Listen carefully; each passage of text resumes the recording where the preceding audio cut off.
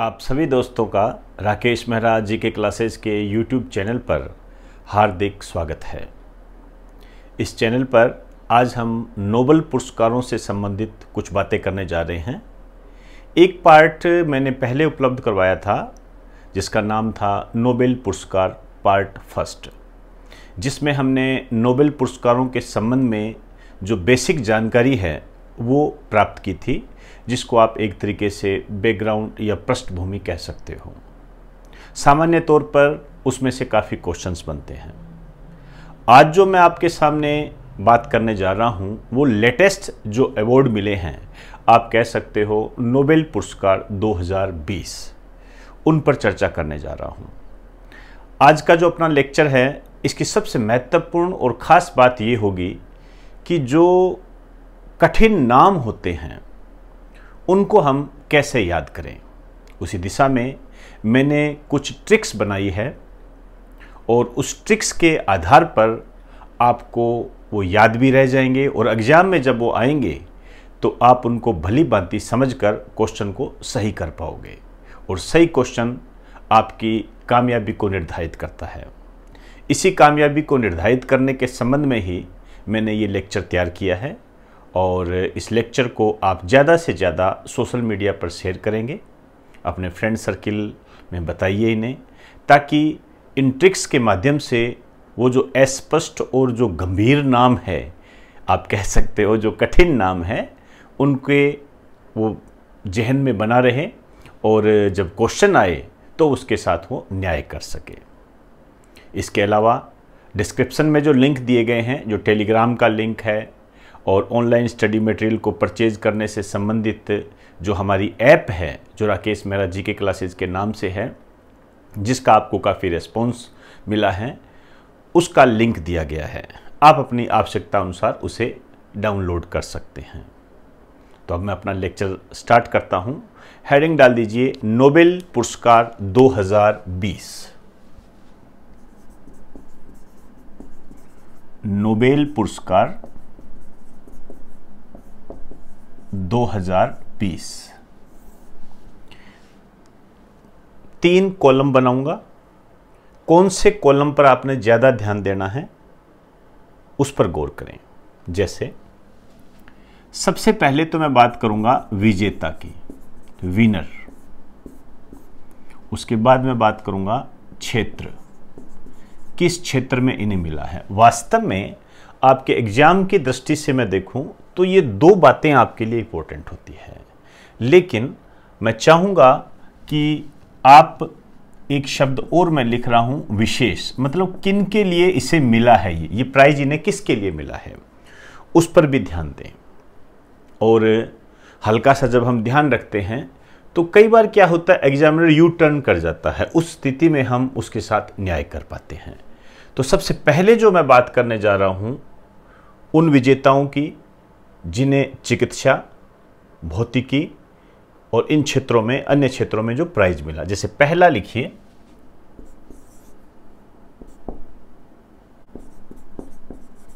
Roger Penrose,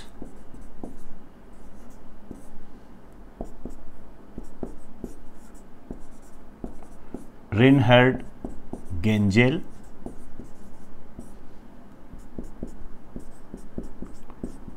और Andrea Ghez. इन 3 को मिला है। हालांकि इनका ये किस देश के हैं ये इतना महत्वपूर्ण नहीं है, नाम महत्वपूर्ण है, देश इतना महत्वपूर्ण नहीं है, तो उन पर आप ज़्यादा अपना दिमाग ना लगाएं चाहे, लेकिन फिर भी ये किस देश के हैं ये मैं बता देता हूँ। ये जो रोजर पेनरोज है ये ब्रिटेन के हैं, ये जर्मनी के हैं, और ये एंड्रिया गेज जो हैं ये अमेरिका के हैं। तो Roger Penrose, Reinhard गेंजेल, Andrea Ghez, इनको जो प्राइज मिला है ये फिजिक्स के क्षेत्र में मिला है।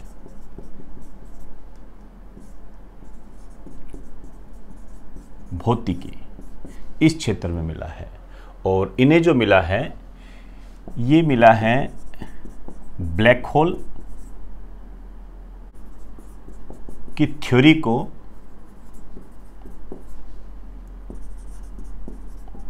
आइंस्टीन की थ्योरी से जोड़ने के लिए, ब्लैक होल की थ्योरी को आइंस्टीन की थ्योरी से जोड़ने के लिए। अब ये जो इस पर जो काम किया था, ब्लैक होल की थ्योरी को आइंस्टीन से जोड़ने के लिए, ये काम किया था रोजर पेनरोज ने।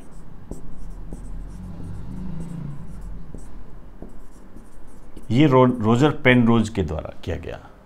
और आकाशगंगा जो गैलेक्सी होती है हमारी, उसके बीचों बीच एक विशाल कॉम्पैक्ट की खोज की गई। उसके लिए इन दोनों को ये प्राइज मिला है। एक लाइन लिख दीजिए, आकाशगंगा के बीचों बीच विशाल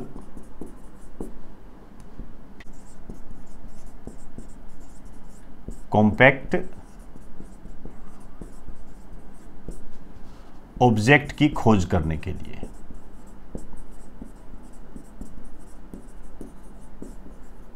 और ये जो प्राइज मिला है, इस बात के लिए इन दोनों को मिला है। आप सीधा लिख सकती है रिनहर्ड व एंड्रिया को। तो मैंने काफी विस्तार से इसको बताया है। आकाशगंगा गैलेक्सी होती है, ब्लैक होल एक ऐसा स्थान होता है जहां पर वो स्थान जो होता है इसके आसपास की वस्तुओं को अपनी तरफ आकर्षित करने की क्षमता रखता है। आप इसकी तुलना ऐसे कर सकते हो कि जैसे एक तरीके से ये चुंबक होता है ब्लैक होल, और यदि इसके आसपास कोई वस्तु गुजर रही है तो उस वस्तु को अपने में समा लेगा, ये पकड़ लेगा इसको, चुंबक जैसे पकड़, जैसे चुंबक जा रहा है, चुंबक यहाँ है और इसके पास से कोई वस्तु जा रही है, तो वस्तु जैसे इसको पकड़ेगी तो ये जो क्षेत्र बन गया, ये ब्लैक होल होता है। ब्लैक होल और आकाशगंगा के बारे में मैं एस्ट्रोनॉमी में आपको बता चुका हूं, तो यहां पर बताने की आवश्यकता नहीं है। और वैसे इस संबंध में यहां से कोई क्वेश्चन नहीं बनेगा। यहां जो क्वेश्चन बनेगा वो ये बनेगा कि फिजिक्स के क्षेत्र में निम्न में से किन्हें ये नोबेल पुरस्कार मिला है। पहले क्या होता था, पहले शांति और साहित्य के क्षेत्र में ज्यादा पूछा जाता था, और यदि कोई बैंकिंग का एग्जाम होता तो अर्थशास्त्र के क्षेत्र में पूछ लेते थे। लेकिन अब क्या है, मैंने देखे हैं, आप 2016 का 2017 का इनके पेपर देखोगे तो बकायदा चिकित्सा के क्षेत्र में नोबेल किसे मिला, ये क्वेश्चन आया हुआ है। तो ये नाम याद रखने, इस नाम के लिए मैंने एक ट्रिक बनाई है, आपको उचित लगे तो आप उसको इस्तेमाल कर सकते हो, नहीं तो आप इसमें कुछ वैल्यू एडेड करके इसको और बढ़िया ट्रिक बना सकते हो। क्लियर? तो एक कोड बता रहा हूं आपको, या ट्रिक कह दीजिए। फिजिक्स में एंड्रिया रोज पेन व रिन से ब्लैक होल व आकाशगंगा बनाती है, ये है। तो इस तरीके से यदि आप ध्यान रखोगे तो मुझे नहीं लगता कि आप भूल पाओगे, क्योंकि देखिए ये बातें आपने जरूर ध्यान रखनी है, इसको साथ में ऐड करना है।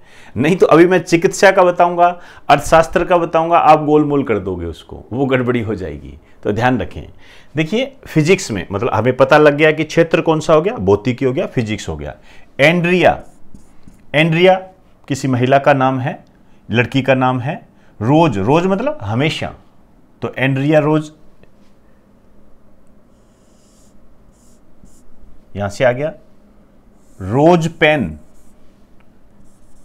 पेन से हमेशा पेन, व रिन से रिनहर्ड गेंजेल से ब्लैक होल और आकाशगंगा बनाती है। और ब्लैक होल आकाशगंगा के लिए इन्हें क्या है, ये अवार्ड मिला है, ये पुरस्कार मिला है।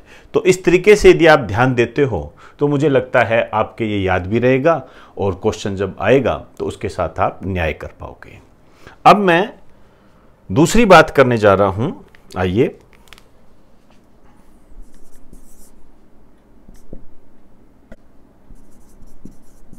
हार्वे जे ऑल्टर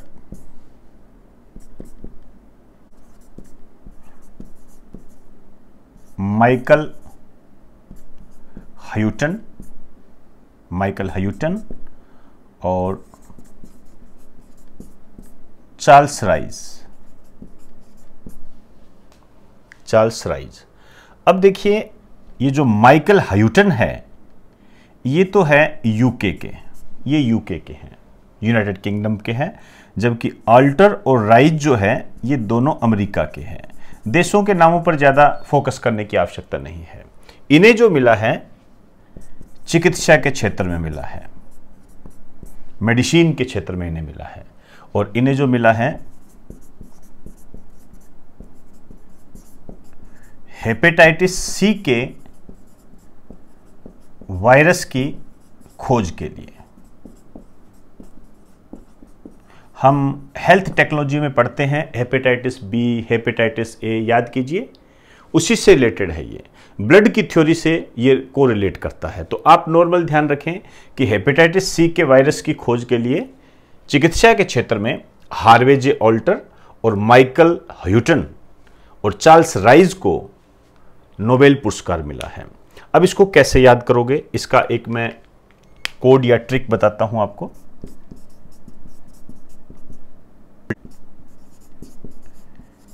चिकन ओल के लिए व राइज माइकल के लिए।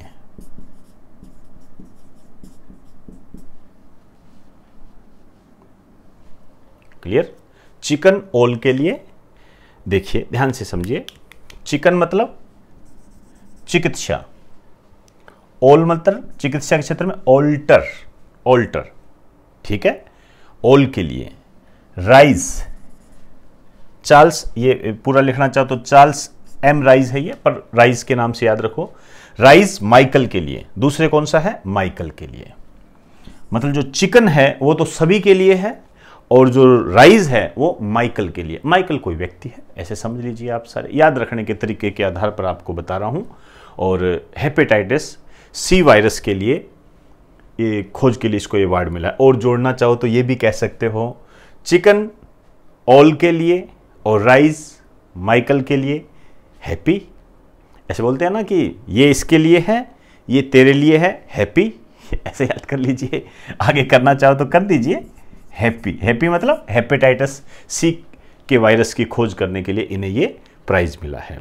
तो इस तरीके से मैंने कुछ प्रयास किया है, आप मुझे बताना कि ये प्रयास कितना सफल हुआ है। मैं चाहूँगा कि ये जो मैंने वक्त लगाया उस वक्त की सार्थकता कितनी है, आपके लिए कितना यूज़फुल है, थोड़ा मुझे बताने का प्रयास करें, मुझे अच्छा लगेगा। क्लियर? तो एक बार आप इसे राइट डाउन कीजिए।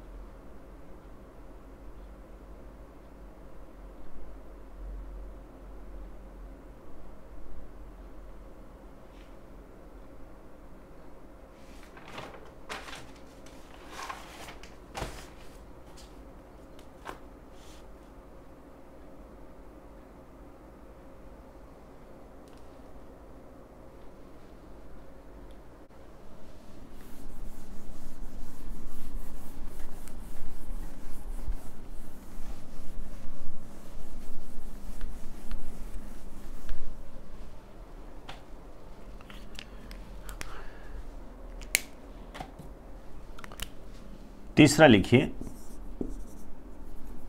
पहला इमैनुअल सार्पेजी, ये फ्रांस की महिला है, और दूसरे जेनिफर डाउडना, ध्यान रखना, जेनिफर डाउडना, ये अमेरिका की महिला है। ये दोनों महिलाएं हैं और इन्हें जो मिला है केमिस्ट्री के क्षेत्र में मिला है, रसायन के क्षेत्र में मिला है ये। और किसके लिए मिला है, डीएनए को एडिट करने के लिए मिला है। डीएनए में जो एडिट करने की जो व्यवस्था होती है उसको विकसित करने के लिए इन्हें मिला है।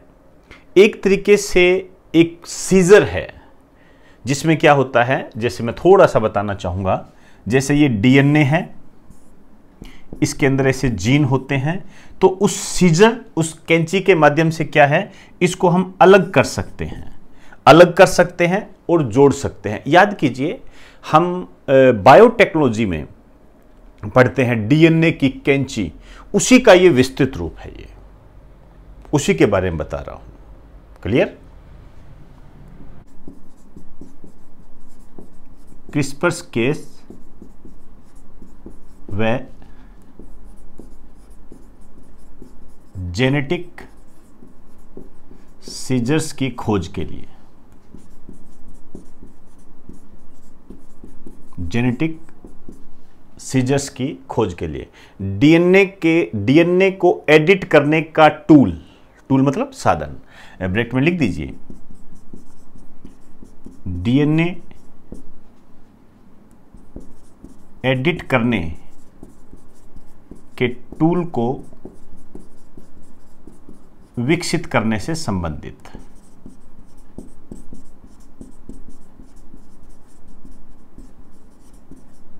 विकसित करने से संबंधित है। तो थोड़ा सा ये ध्यान रख लेना कि क्रिस्पर्स कैस ये क्या है, ये एक प्रकार की सीजर्स है, कैंची है, जो कि डीएनए को एडिट करने से संबंधित है। अभी मैंने आपको बताया ना भी हम जीन को अलग करके काट सकते हैं, ये हम बायोटेक्नोलॉजी में इसकी चर्चा भी करते हैं विस्तार के साथ। अब देखिए, दोनों महिलाएं हैं, ध्यान रखना ये, और इसको कैसे याद रखोगे, मैं एक कोड बताता हूं आपको, ट्रिक बताता हूं।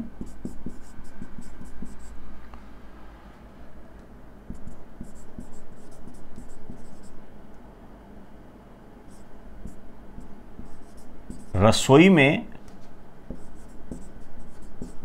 जेनिफर डाउन है। मैंने बहुत छोटा शब्द इस्तेमाल किया है, लेकिन इसमें बहुत सारी बातें आ जाती हैं। देखिए, रसोई में जेनिफर डाउन है। रसोई, ये तो रसायन हो गया, यहां से तो क्या बन गया, रसायन। रसायन के क्षेत्र में, केमिस्ट्री के क्षेत्र में, ई में ये हो गया आपका इमेनुअल। इतना याद कर लीजिए, सारपेज याद रखने की जरूरत नहीं है। जेनिफर, ये जेनिफर मीन्स जेनिफर। तो ये आपको एक ट्रिक के माध्यम से याद हो गया कि केमिस्ट्री के क्षेत्र में इनको मिला है। ऐसे तैयार करना है आपने।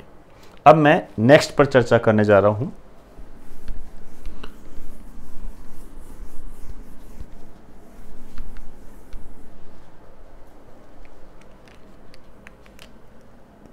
चौथा, ये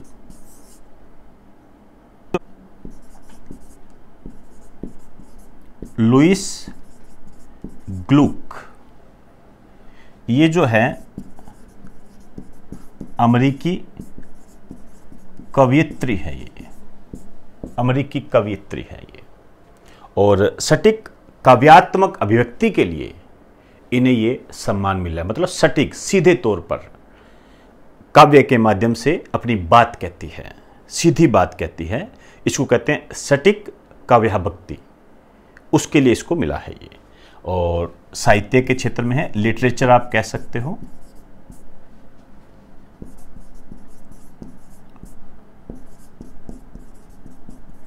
काव्यात्मक अभिव्यक्ति का मतलब होता है एक्सप्रेशन।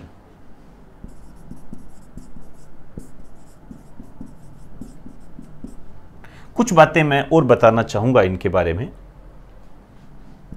ये 16वीं महिला है जिन्हें यह सम्मान मिला। एक इनको पुलित्जर पुरस्कार भी मिला हुआ है, और किसके लिए मिला हुआ है ये इंपॉर्टेंट है।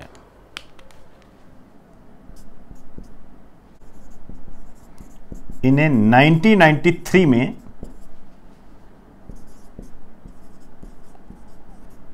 वाइल्ड्स आइरिस के लिए, वाइल्ड आइरिस इनकी कोई अभिव्यक्ति है, ये रचना है, के लिए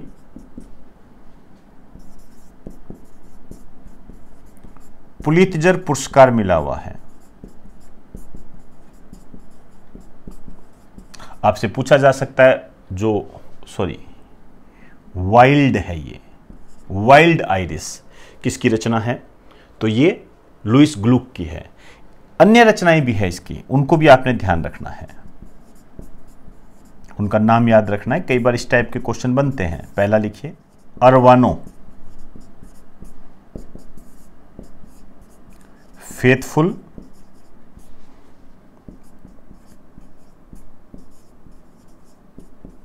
and virtuous night. Faithful and virtuous night, ये दो इनकी रचनाएं हैं, आपने ध्यान रखनी है ये, क्योंकि कई बार एग्जामिनर इन सब बातों को पूछता है। अब देखिए इसका एक कोड है, ट्रिक है।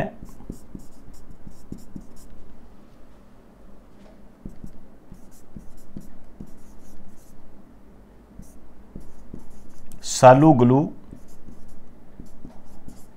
सटिक बोलती है। देखिए कैसे अर्थ बनेगा। सा का मतलब साहित्य, लू और ग्लू, इससे बन जाएगा आपका लुइस ग्लुक। तो ध्यान रहेगा, सटिक मतलब किसके लिए इसे मिला है? सटिक काव्यात्मक अभिव्यक्ति के लिए इन्हें ये नोबेल प्राइज मिला है। तो ये साहित्य के क्षेत्र में नोबेल पुरस्कार हो गया, जो काफ़ी इंपॉर्टेंट होता है। मैंने पहले भी आपको बताया कि साहित्य और शांति और इकोनॉमिक्स ये तो पूछे ही जाते रहे हैं पहले, इसमें तो कोई दुराई नहीं है। लेकिन वर्तमान में मैंने चिकित्सा, रसायन और फिजिक्स इनमें भी देखे हैं। आप चाहो तो एसएससी के पुराने पेपर उठा के देख लीजिए, आपको मिल जाएंगे उसके अंदर इस प्रकार के। तो हमें इन पुराने पेपर के आधार पर वर्तमान स्थिति को जोड़ना है कि हमें तैयारी कैसे करनी है। तो एक बार आप इसे राइट डाउन करो।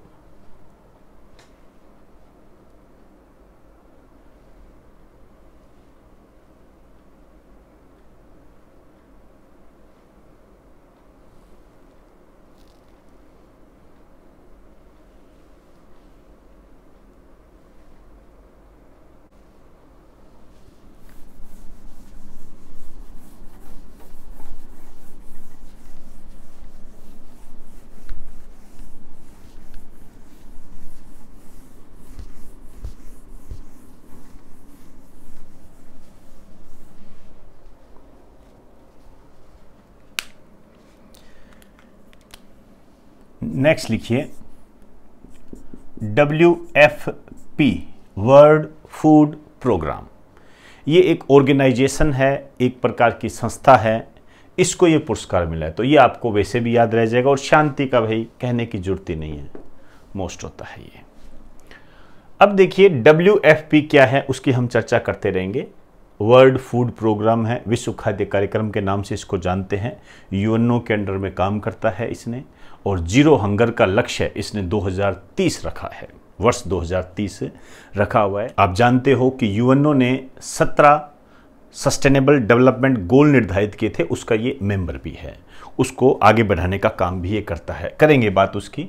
फिलहाल WFP इसे जो प्राइज मिला है शांति के क्षेत्र में, पीस, शांति का नोबेल पुरस्कार कहाँ दिया जाता है? ओस्लो में दिया जाता है। कुछ बातें हैं लेटेस्ट में भारत को जोड़कर आपको बताता हूं। एक तो इसने किसने मतलब WFP ने 2019 में 88 देशों में 10 करोड़ लोगों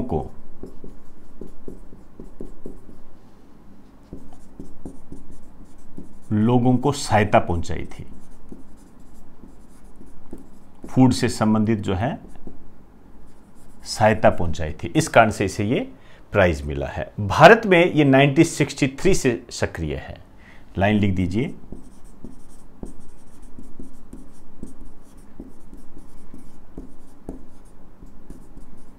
से एक्टिव है। अब देखिए भारत में ये फूड से संबंधित कम सुविधाएं उपलब्ध करवाता है, तकनीकी सेवाएं कुछ ज्यादा देता है। एक लाइन लिखिए, यह भारत में तकनीकी सेवाएं, टेक्निकल सर्विसेज, व क्षमता निर्माण सेवाएं देता है।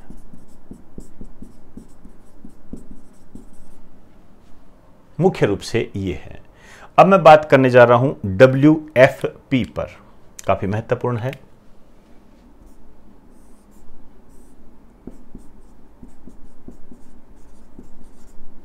वर्ल्ड फूड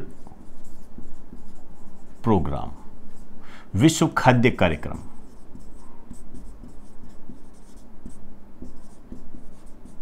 यूएनओ के अंडर में काम करता है। आप कह सकते हो यूएनओ की एक एजेंसी है ये।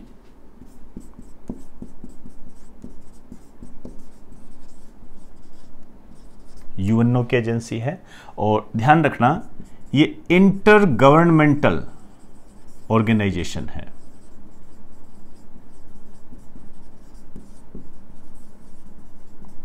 इंटर गवर्नमेंटल मतलब विभिन्न देशों की सरकारों का एक संगठन है ये। तो इंटर गवर्नमेंटल, अंतरदेशीय बोलते हैं इसको, इंटर गवर्नमेंटल, अंतर सरकारीय भी कह सकते हो।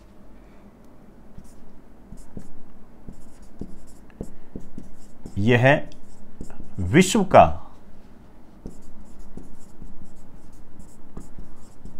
सबसे बड़ा ह्यूमैनिटेरियन ऑर्गेनाइजेशन है, जो हंगर मतलब भूख व खाद्य सुरक्षा मीन्स फूड सिक्योरिटी पर काम करता है। वर्ल्ड का ऐसा सबसे बड़ा संगठन है, लार्जेस्ट ऑर्गेनाइजेशन है ह्यूमैनिटेरियम का मतलब ये होता है मानवता के लिए, जो कि भूख और खाद्य सुरक्षा पर काम करता है। तो इसका उद्देश्य तो आप समझ गए होंगे। इसका उद्देश्य ये है, और लेटेस्ट में इसने 2019 में 88 देशों में 10 करोड़ लोगों को इस प्रकार की सुविधाएं उपलब्ध करवाई थी, और इसी कारण से इसे 2020 में शांति के नोबेल प्राइज से सम्मानित किया गया। अब हम बात करेंगे इसकी स्थापना की। 19 दिसंबर 1961 को इसकी स्थापना हुई थी, और इसका जो हेड ऑफिस है ये है रोम में, इटली में पड़ता है ये। थोड़ी सी बात करना चाहूंगा मैं रोम की, इसको ज्योग्राफी से जोड़ते हुए। ये जो रोम है, इसका जो निक नेम है शाश्वत नगर। ये क्वेश्चन बहुत बार आता है, शाश्वत नगर के नाम से किस शहर को जाना जाता है? रोम को। और जो ये इटली है, इसे कहते हैं यूरोप का भारत। और सारी डिटेलें आपको ज्योग्राफी में मिल जाती है। तो रोम इटली में इसका मुख्यालय है। अब आइए, इसके हेड कौन है? अब आपको इसके हेड इंपॉर्टेंट है, ध्यान रखने पड़ेंगे, क्योंकि नोबेल प्राइज मिला है इसे। डेविड बीसले इसके अध्यक्ष हैं। डेविड के नाम से याद रख लीजिए। मैं थोड़ा सा और मैं आपका ध्यान आकर्षित करना चाहूंगा इनके हेड की तरफ। देखिए, एक सुशील के देव भारत के हैं, वो इसके अध्यक्ष रह चुके हैं। मैं बताना चाहूंगा, इनके जो फर्स्ट हेड थे, पहले हेड, ये आप नोट करें, A.H. बोइरमा, पहले ये थे। जो सबसे ज़्यादा इंपॉर्टेंट मुझे लगता है वो इंडिया का, इसके जो सेकंड हेड थे ये थे सुशील के देव, इंडिया के थे ये मेरी नज़र में सबसे इंपॉर्टेंट क्वेश्चन है। आपसे पूछा जा सकता है कि अभी हाल ही में WFP को शांति का नोबेल प्राइज मिला, इसके दूसरे महानिदेशक कौन थे, या दूसरे अध्यक्ष कौन थे, या दूसरे प्रमुख कौन थे, ये पूछा जा सकता है। तो फिर आप कहोगे यार दूसरा कैसे पूछ लिया, ऐसे क्या हमें लिस्ट याद रखनी है? तो गड़बड़ी हो जाती है वहां पर, जबकि ऐसा नहीं होता। वो कहीं ना कहीं हमारी रोजमर्रा की लाइफ से या इंडिया से रिलेटेड होता है, इस कारण से उसको पूछा जाता है। तो आपसे यह भी पूछा जा सकता है कि WFP में भारत ने प्रतिनिधित्व कब किया था और किसने किया था? किसने किया था? तो सुशील के देव ने। कब किया था? ये 1968 में किया था, भारत ने लीड किया था WFP में 1968 में। तो यहां से आपको क्वेश्चन उठाने हैं। अब देखिए, एक बात और बताना चाहूंगा आपको मैं, इसका हेड ऑफिस रोम इटली में है। 80 देशों में इनके ऑफिस भी है, जो नॉर्मल ऑफिस होते हैं ना, ब्रांच कह सकते हो, वो भी है। लिख दीजिए, 80 देशों में इनके ऑफिस है, कार्यालय है। ये तो हेड ऑफिस है, ध्यान रखना। देखिए, जो यूएनओ है, इसने दुनिया के डेवलपमेंट के लिए, विकास के लिए 17 सस्टेनेबल डेवलपमेंट गोल निर्धारित किए हैं, जिनका अलग अलग लक्ष्य रखा है। उनका भी ये सदस्य है। और इसने जीरो हंगर का लक्ष्य रखा है वर्ष 2030। सबसे इंपॉर्टेंट क्वेश्चन।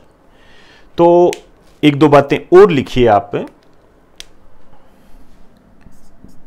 यूएनओ ने 17 सस्टेनेबल डेवलपमेंट गोल्स डिसाइड किए हैं।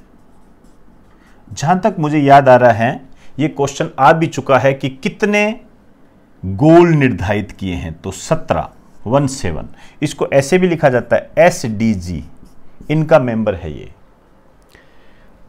सबसे इंपॉर्टेंट बात लिखिए, WFP का जीरो हंगर का लक्ष्य,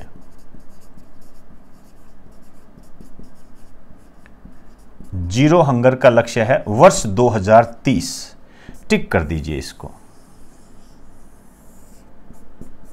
टिक कर दीजिए। मेरी नजर में सबसे इंपॉर्टेंट लाइन मैंने आपको बताई है। और सस्टेनेबल डेवलपमेंट गोल यूएनओ ने कितने डिसाइड किए हैं? 17। ध्यान रखना, उनका ये मेंबर है, उन पर भी ये काम कर शामिल है इनमें। ये इसने जो, क्योंकि ये तो देखिए भूख से संबंधित काम करेगा, फूड सिक्योरिटी के संबंध में काम करेगा, तो इसने भी अपना लक्ष्य डिसाइड किया है। तो 17 सस्टेनेबल डेवलपमेंट गोल में से जो जीरो हंगर का लक्ष्य है वो WFP का लक्ष्य है। और आपसे यहां पूछा जा सकता है कि वर्ल्ड फूड प्रोग्राम के द्वारा विश्व में जीरो हंगर का लक्ष्य निर्धारित किया गया है। आपसे ऑप्शन में दे देगा 2025, 2030, 2032, 2040, इस तरीके से ऑप्शन दे देगा। तो 2030 इसका लक्ष्य है। तो ये WFP के बारे में मैंने आपको संपूर्ण जानकारी दे दी है। इससे बढ़कर और कुछ नहीं है मेरे हिसाब से, फिलहाल आज की डेट तक। कल कोई नई बात हमारे सामने आती है तो हम उसको आपको अपडेट करवा देंगे, ये आप जानते हो। तो एक बार आप इसे राइट डाउन कीजिए।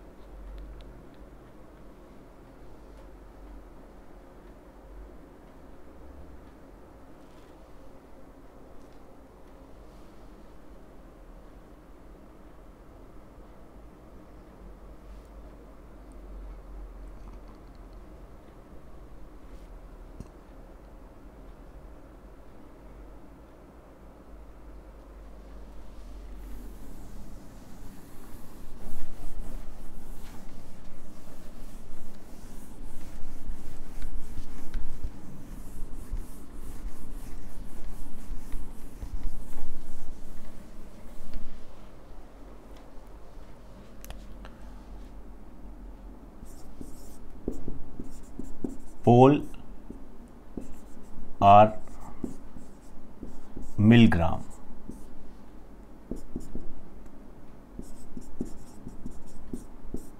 Robert B Wilson. Robert B Wilson, इनको जो प्राइज मिला है अर्थशास्त्र के क्षेत्र में, इकोनॉमिक्स के क्षेत्र में। देखिए, पुराने पेपर हम जब देखते हैं तो यदि आप बैंकिंग से संबंधित तैयारी करते हो, हालांकि अन्य एग्जाम में भी आते हैं, कई बच्चे जैसे ही मैं ये शब्द बोलता हूं ना तो अपने को अलग कर देते हैं। ये बैंकिंग से संबंधित तैयारी करते हैं तो भूल कर भी इसे भूल मत जाना, ध्यान रखना। ये ऐसा कभी हुआ नहीं है कि बैंकिंग का कोई एग्जामिनेशन हुआ और उसमें इकोनॉमिक्स से संबंधित कोई क्वेश्चन ना पूछा गया हो, नोबेल प्राइज से संबंधित। जनरली मैंने देखा है ये, जनरली। तो इन्हें जो मिला है, जो नीलामी होती है ना, नीलामी करते हैं, जैसे कह रहे हैं इसकी नीलामी हो रही है, नीलामी से संबंधित नए प्रारूप, प्रारूप मतलब ड्राफ्ट के बारे में बताने के लिए लिख दीजिए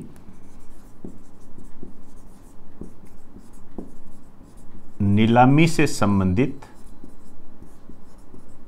नए प्रारूप के बारे में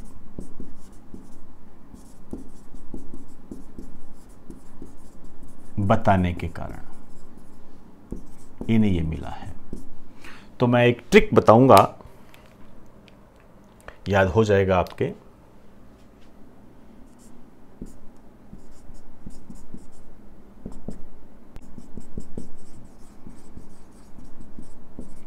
इकोनॉमिक्स की नीलामी के लिए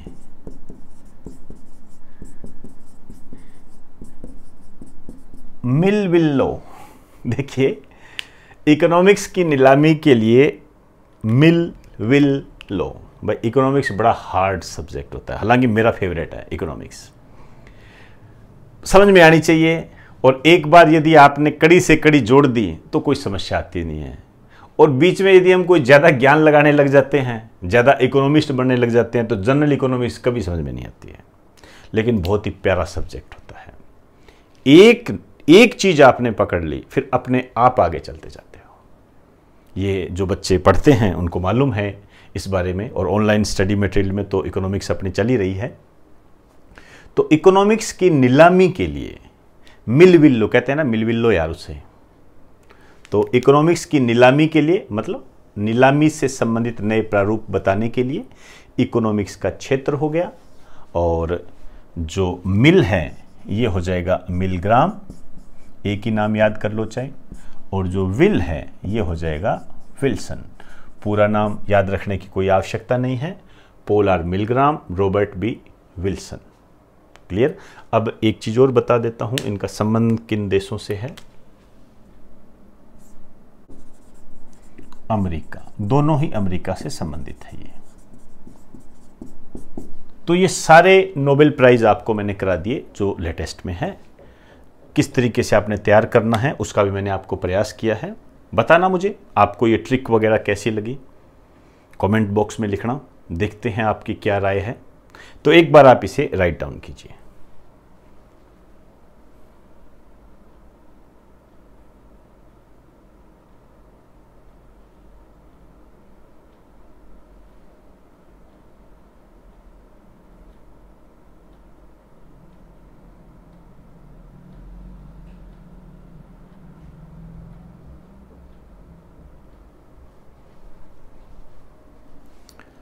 तो दोस्तों, आज हमने नोबेल प्राइज़ पार्ट 2 के तहत विभिन्न प्रकार की ट्रिक्स का इस्तेमाल करते हुए जो नोबेल पुरस्कार 2020 मिले हैं उनको हमने पढ़ने का प्रयास किया, उनको जाना, और हमारे लिए कौन कौन सी बातें खास है, मीन्स हमारे एग्ज़ाम की दृष्टि से कौन सी इम्पोर्टेंट है, उसको हमने हाईलाइट किया। इसको बिल्कुल भी मत भूल जाना। अभी जो आपके जो भी आने वाले एग्ज़ाम होंगे उनमें इनकी भरमार रहेगी। और दोस्तों, कंपटीशन की इस लड़ाई में एक एक क्वेश्चन की कीमत है, उसकी अपनी एक कीमत है, महत्व है अपना। हम एक क्वेश्चन से हार सकते हैं और एक क्वेश्चन से हम जीत सकते हैं।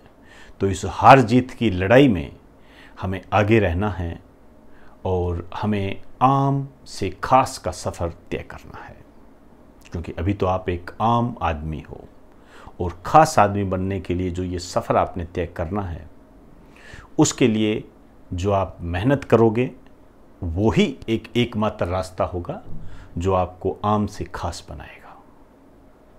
तो इजाज़त दीजिए, आप सभी को मेरा नमस्कार।